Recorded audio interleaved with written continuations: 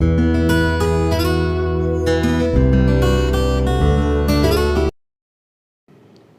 सीढ़ियां जो आप देख रही हैं, इन्हें इतना संकरा बनाने का कारण ये है कि दुश्मन सैनिक एक साथ ऊपर ना आ सकें, जिससे कि किले की सुरक्षा हो। इस कमरे में रखे गए औजार सिद्ध जाति से संबंधित हैं, जिनकी सहायता से वे अपने हैरत अंगेज करतब किया करते थे।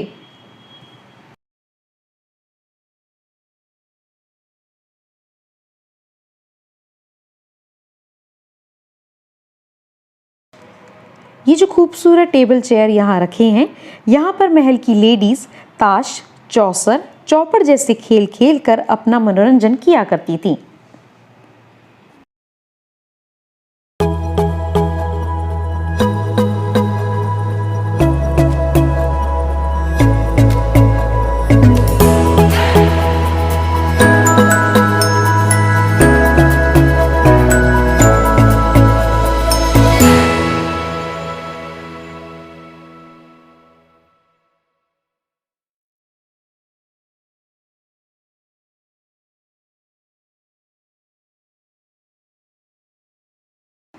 इस एरिया को महल के डिफेंस के मद्देनजर तैयार किया गया था। इस आंगन में एक दीवार है जिसके पीछे एक खाई है जो 35 फुट गहरी है और 22 फुट चौड़ी भी।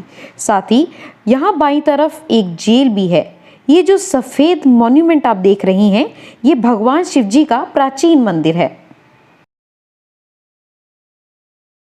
कृष्ण जी का ये खूबसूरत सा झूला 160 साल पुराना है। जन्माष्टमी के मौके पर कृष्ण जी को इसी पर झुलाया जाता था। इस झूले के हैंडल्स पर गोपिकाएं लगी हुई हैं जो सीधा झूले से जुड़ी हैं। जब कृष्ण जी को इस पर झुलाया जाता था तो ये गोपिकाएं भी हिलती थी। ये उस वक्त के लिए काफी बेहतरीन टेक्निक थी।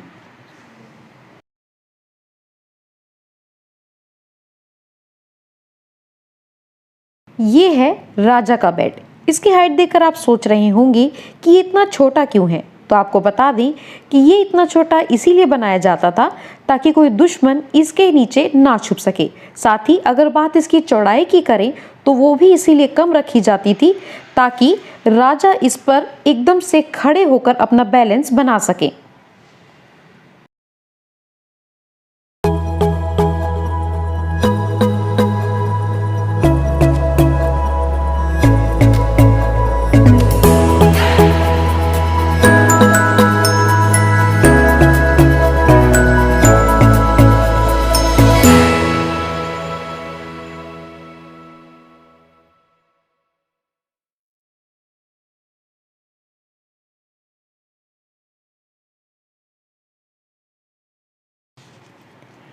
ये जो पेंटिंग्स आप देख रही हैं, इन्हें ऑर्गेनिक कलर से बनाया गया है। इसमें किसी भी तरह के केमिकल का कोई यूज नहीं किया गया है।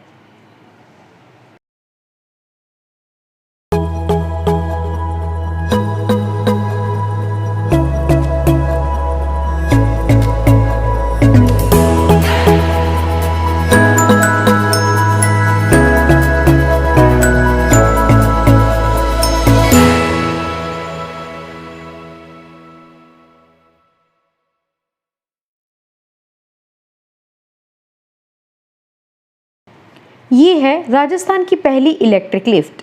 इसे बनाया था जर्मन के इंजीनियर ऑस्टिन स्टिगलर ने।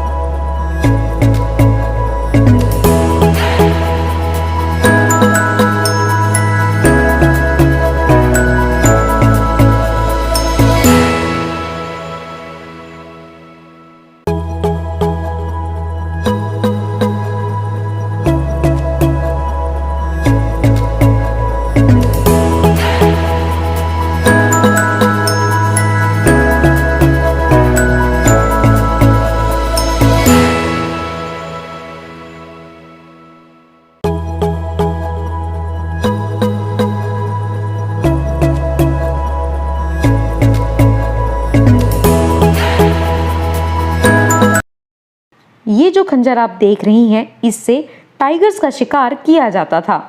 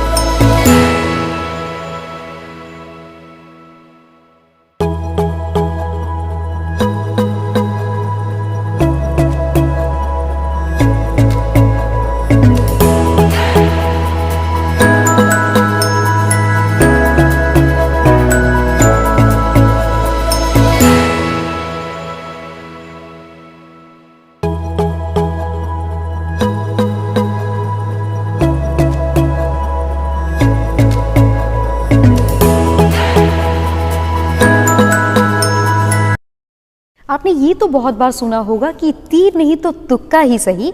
तो चलो आपको आज ये भी बता देते हैं कि ये बात आखिर निकली कहाँ से है। इस वक्त जहाँ हम खड़े हैं वो है तीर और ऊपर है तुक्के। तुक्के इन्हें इसलिए कहा जाता है क्योंकि इनके अंदर जहर होता था और इसे बहुत ही पास से या बहुत दूर तक फेंका जाता था, तो इसमें जो जहर होता था वो दुश्मन के लगता था और वो मर जाता था। इसका इस्तेमाल तभी किया जाता था जब तीर, जिसे यहाँ पे धनुष में रख के चलाया जाता है, उससे अगर दुश्मन नहीं मरता है तो तुक्के का इस्तेमाल किया जाता था। इसीलिए कहा जाता है तीर नहीं तो तुक्का ही सही।